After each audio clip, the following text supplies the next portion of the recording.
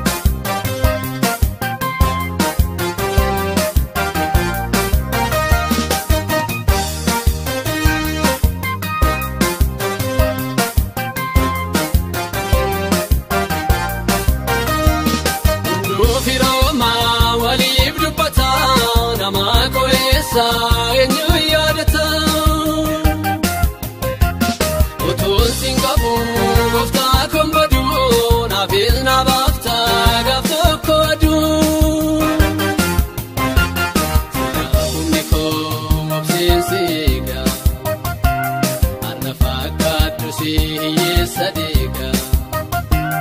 ulfina guddaatu taa'ina eega sida hundi koo obseensi eega har'a fakkaaddu si hiyyeessa deega ulfina guddaatu taa'ina eega injini namoo boodeen rakkina kanitti maddoon yeroo naajina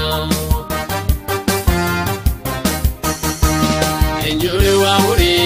fagoo golorma ankoo jireenyi yagoofta suma